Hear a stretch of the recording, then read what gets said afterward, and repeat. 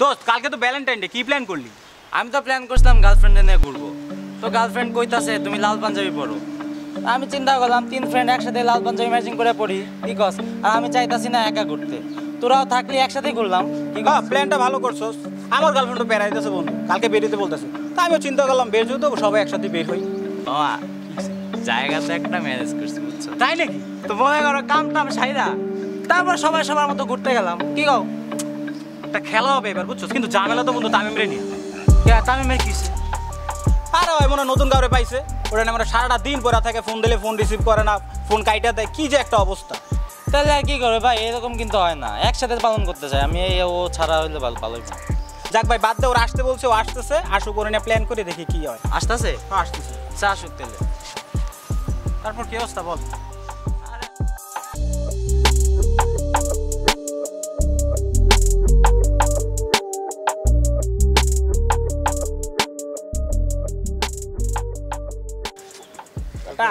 কথা বলিস না, আইসোস তো বেটা আধা ঘন্টা লেট করে। ঝামেলাই ছিল, বল।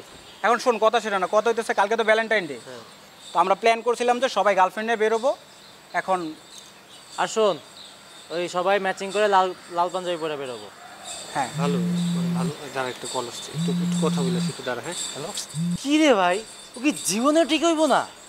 এই জায়গায় এসে এখনো নতুন মাইয়া পাইছে তো বুঝছোস?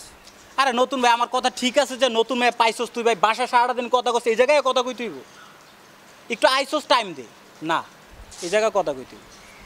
হ্যাঁ বল, কি যেন বলতেছিলি? কথা সেটা না, একটু মনোযোগ দে।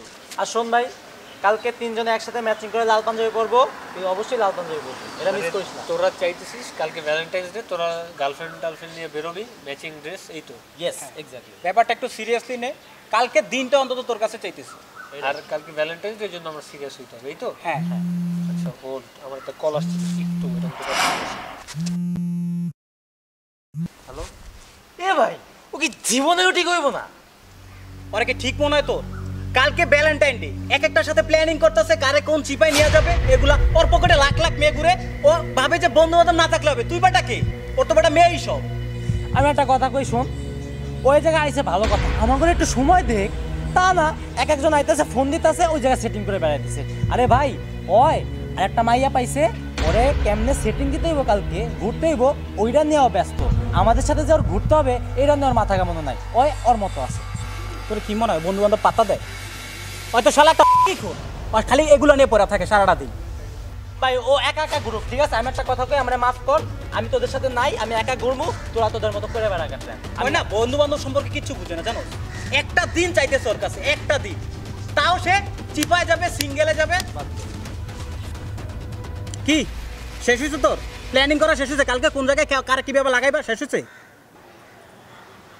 এগুলোই তো বলতেছিলাম, তো ওখান থেকে শুনতেছিলাম। হ্যাঁ এগুলোই বলতেছিলাম।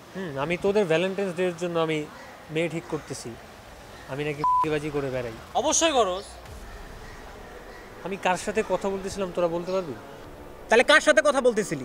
মাই ওয়ার্ল্ড দিয়ে কার নাম্বার সেভ করা থাকে, কাকুর নাম্বার সেভ করা থাকে? আমাকে এগুলা বুঝাস? বাচ্চা তো আমরা। মাই ওয়ার্ল্ড দিয়ে আমার ফোনে যে নাম্বারটা সেভ করা, সে মানুষটা আসলে আমার জন্য মাই ওয়ার্ল্ড, আমার পৃথিবী।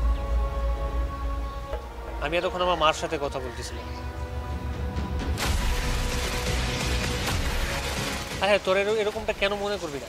কারণ তোদের কাছে ভালোবাসা মানে একটা ছেলের কাছে একটা মেয়ে, একটা মেয়ের কাছে একটা ছেলে, গার্লফ্রেন্ড বয়ফ্রেন্ড। ভালোবাসার মানে তো এগুলো ছাড়া কিছু হতেই পারে না, পারে? এর বাইরে ভালোবাসার কোনো মানে তোদের জানা নেই, কিন্তু আমার জানা আছে। আমার মা বিগত 6 মাস যাবত অসুস্থ। আমি ভার্সিটি সেমিস্টার শেষ না করে মার কাছে যেতে পারছি না, কিন্তু মা আমাকে বারবার ফোন দিচ্ছে শুধুমাত্র এই কারণটাই যে বাবা একটু আমি তোর সাথে দেখা করব, কিন্তু আমি পারছি না। আর তোদের কালকে ভ্যালেন্টাইন্স ডে, এই জন্য তোরা এত প্ল্যান প্রোগ্রাম করতেছিস। ভালো। ভালোবাসা মানে আমার কাছে কেবল এই একটা দিন না, ভালোবাসা মানে আমার কাছে আমার গার্লফ্রেন্ড না, ভালোবাসা মানে আমার কাছে সেই মানুষটা যে মানুষ আমার জন্য 10 মাস 10 দিন স্যাক্রিফাইস করেছে। আর আমি তাদেরকে ভালোবাসার একদম সর্বোত্তম পর্যায়টাতেই রাখতে চাই।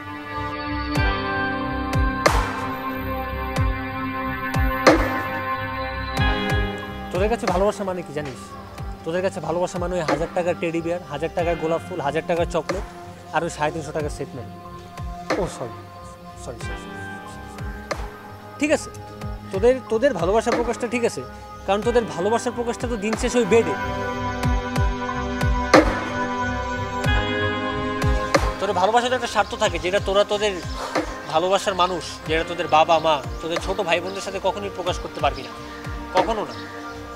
তাই বলে আমি তোদের মতো সবার ভালোবাসাটাকে ছোট করছি না, কারণ তোদের মতো তারা সবাই না, সবাই তো দিন শেষে ভালোবাসাটার স্বার্থ খোঁজে না, ঠিক না?